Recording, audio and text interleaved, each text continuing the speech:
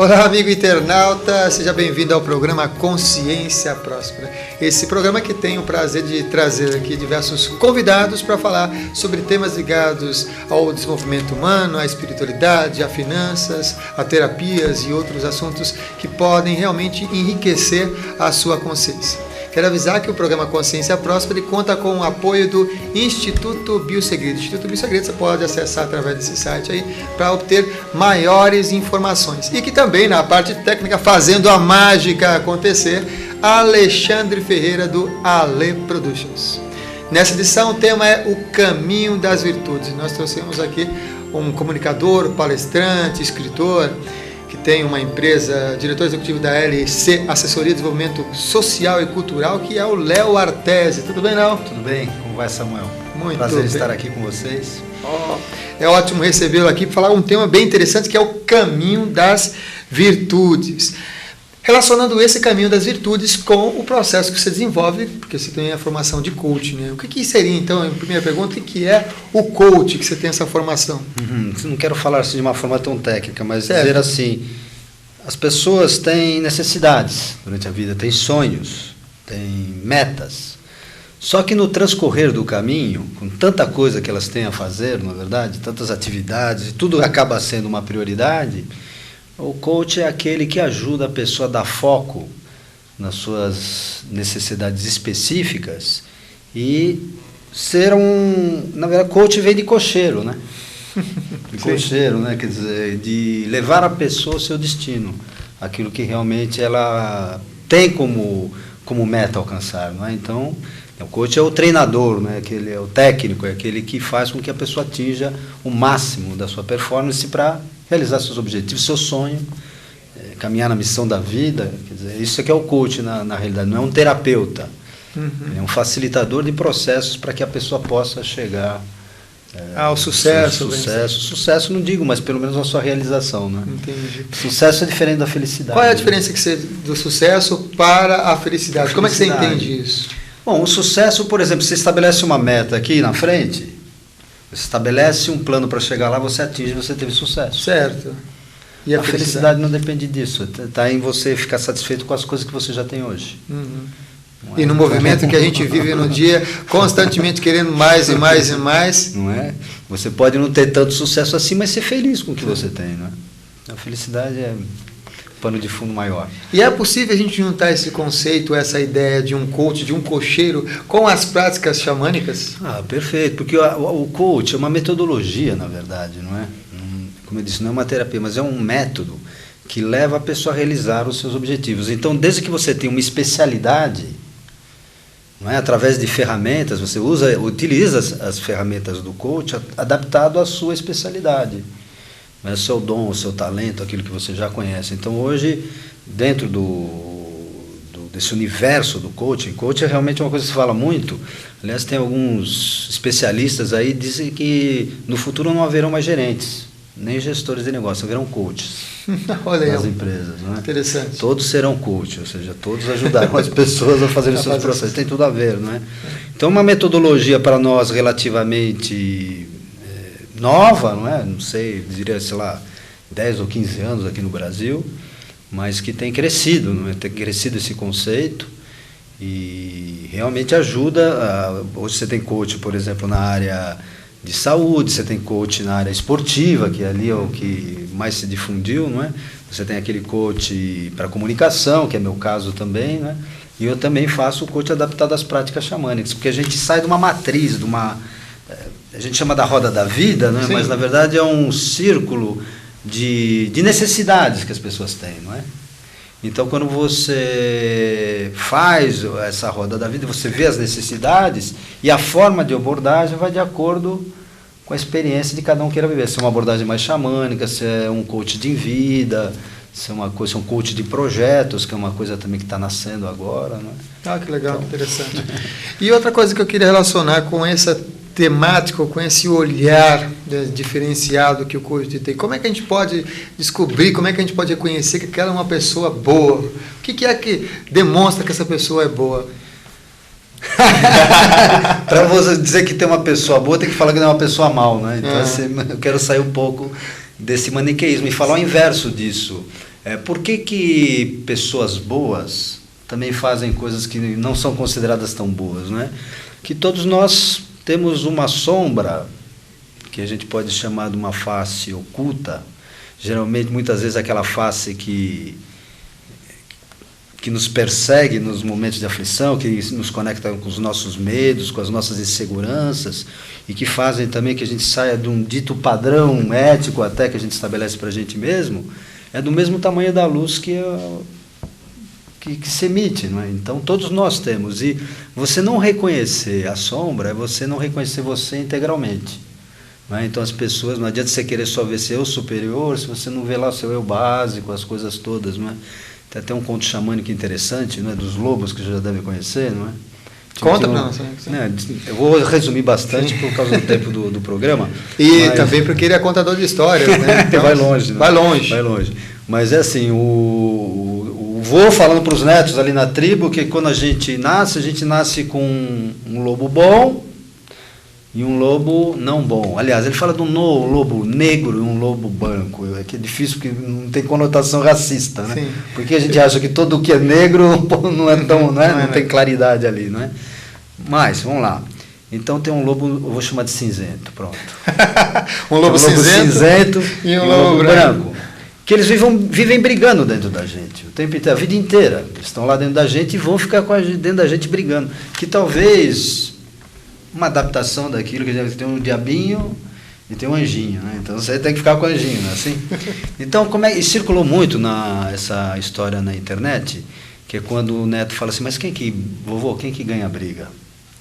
E é aquela resposta, aquele que você alimentar mais. E aí tiram as deduções na internet. Então, vamos todos alimentar o nosso lobo bonzinho. Não é verdade? Só que, na verdade, ele não diz assim, não dê alimento ao seu lobo mau. Ele fala assim, aquele que você alimentar mais. Porque você também não sabe alimentar a sua sombra, que imagina que um cachorro, um furioso, nervoso, um lobo, que você não alimenta ele, na primeira oportunidade que você vacila, é você que ele vai morder. E vai te colocar nas situações, geralmente daquelas que você mais quer fugir. Aquela mais que você fala. Aí uma pessoa fala assim, olha, eu jamais vou fazer isso na minha vida. Põe no tempo. E é uma coisa bem interessante esse aspecto de lidar com a sombra, né? Toda vez que falam desse processo, ou quando eu estou em aulas também, eu lembro daquele exemplo, né? Que a sombra é tipo a gente ir na feira, né? A gente vai na feira algumas vezes, né? Porque algumas pessoas deu hábito, agora vai lá no supermercado. Mas quando se ia na feira, numa época bem recente, ia lá e tem aquele exemplo do mamão. A pessoa vai, compra um mamão e tem a seguinte missão, esconder o mamão e não deixar ninguém ver aquele mamão. Colocar debaixo da camisa e viver 3 semanas com aquele mamão escondido. Passar o tempo, que acontece? Cheiro, mancha, começa a aparecer. Como você acabou de falar, né? Coloca na linha do tempo que as coisas começam a aparecer. Vai aparecer. Mas legal. E como lidar então com essa sombra? Então, você pode lidar. O ser humano, ele tem 2 formas de viver. Uma é evitando o sofrimento, ou indo em busca do seu autoconhecimento e da sua verdade pessoal, né? Que implica em transformação. Não é? Mas, à medida que quanto mais você conhece a sua sombra, e você não pode se confundir com a sombra com a sua essência, não é verdade? Você sabe que ela faz parte de você, mas não é sua essência, não é aquilo. Ela é parte de você, mas não é você. Então, na medida que você começa a conhecer sua sombra, você vai tirando dela a força que ela tem sobre você, o medo que ela exerce sobre você.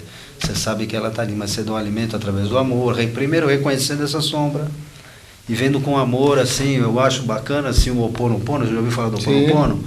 Que ele fala com as nossas memórias. Então, em nossas memórias é onde estão... Que memórias que eles tratam? São daquelas memórias que fazem com que realmente a gente sofra repetitivamente pelas mesmas coisas, que só muda os personagens, não é? Mas as pessoas às vezes acabam sofrendo pelas mesmas coisas, né? Porque elas funcionam de acordo com as crenças que elas adotaram da vida, de acordo com aquilo que ela sente que ela é, não é verdade? Sim.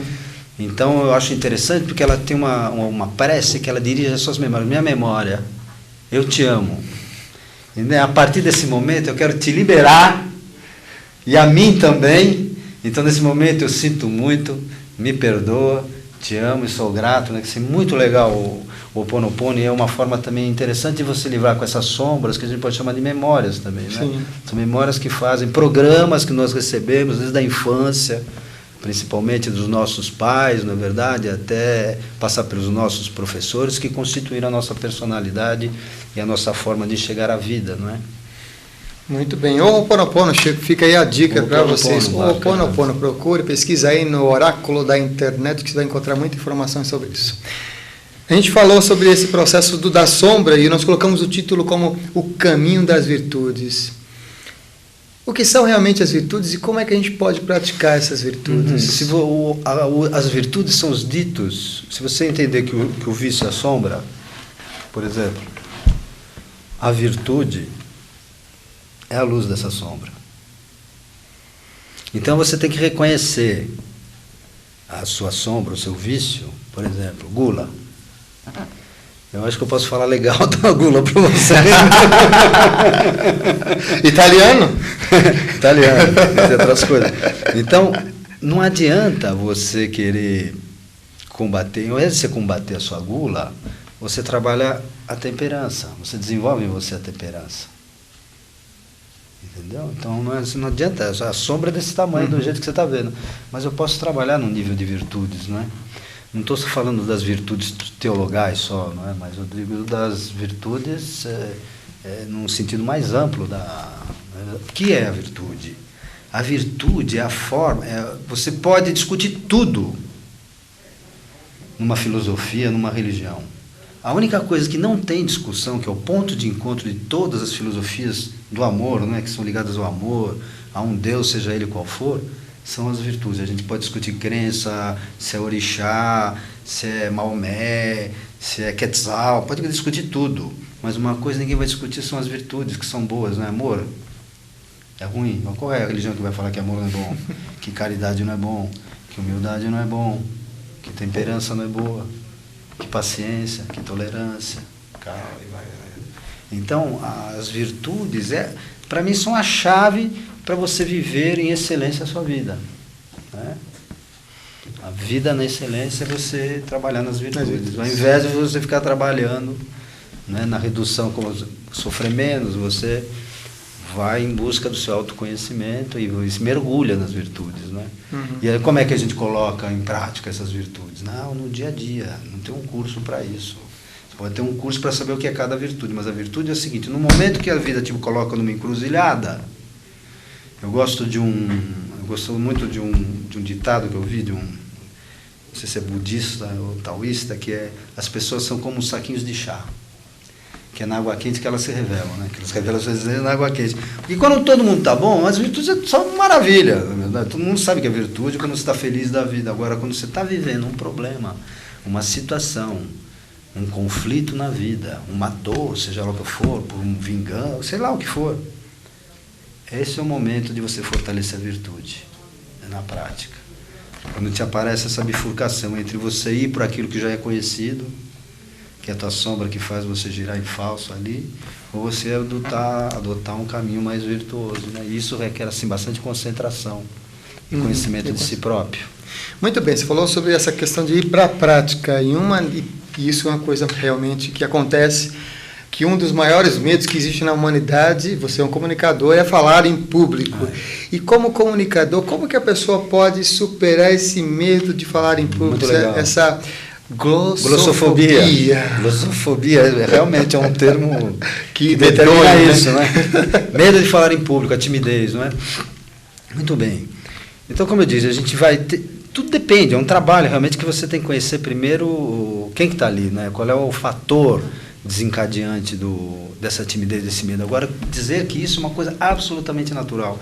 Foi feita uma pesquisa nos Estados Unidos, onde eles pegaram as 10 causas de maior medo dos empresários, dos executivos. Você fica imaginando nos Estados Unidos, eu estou lá, é né, uma bomba atômica, sei lá o que está passando na cabeça dele, sequestro.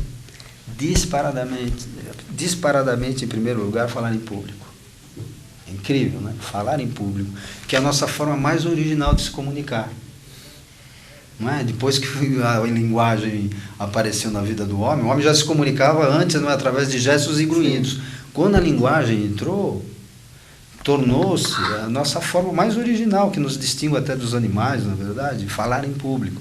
Por que esse medo? Porque as pessoas passam na sua vida recebendo esses padrões também. Por exemplo, imagina uma criança que ouviu a vida inteira o seguinte: cala a boca, fica quieto. Naquela telinha do computador mental dela, ela vai aceitando esse programa, não é?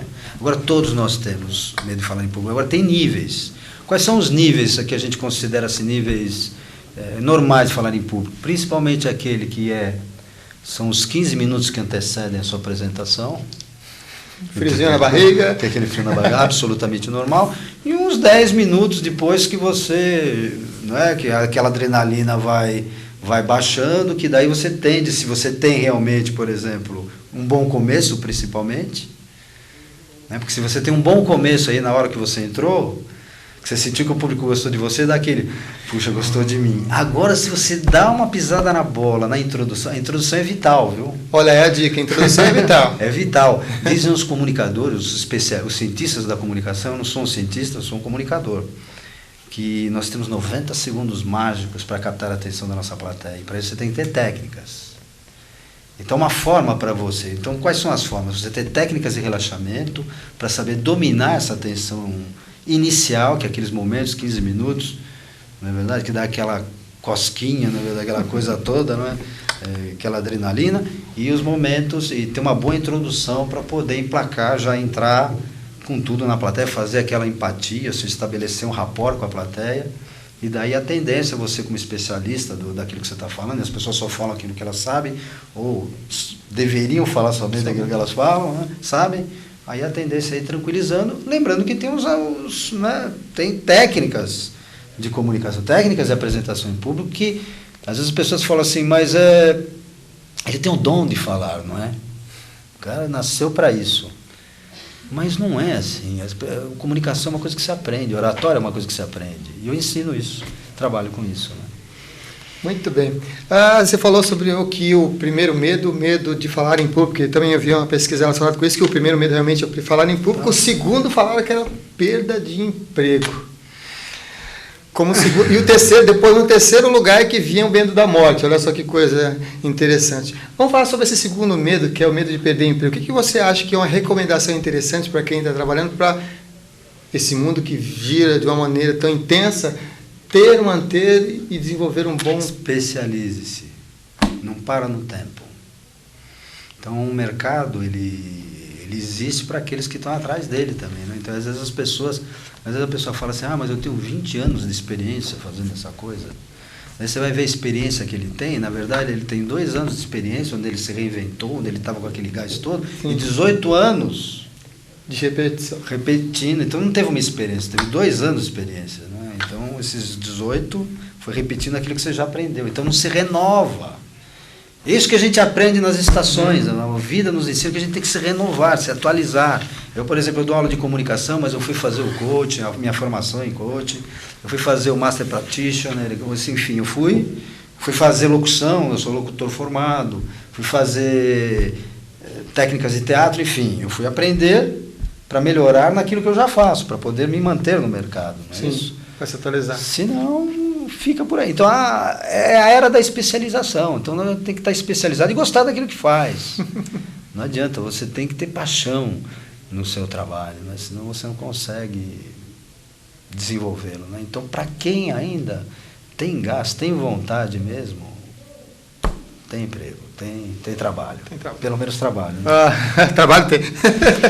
Muito bem. Vamos fazer uma pergunta relacionada com um coach ou com essa informação de desenvolvimento humano com as práticas, vamos dizer, xamânicas, um xamã corporativo. É possível e de que forma, ou se existe alguma prática que pode unir, por exemplo, os animais de poder com essas relações corporativas?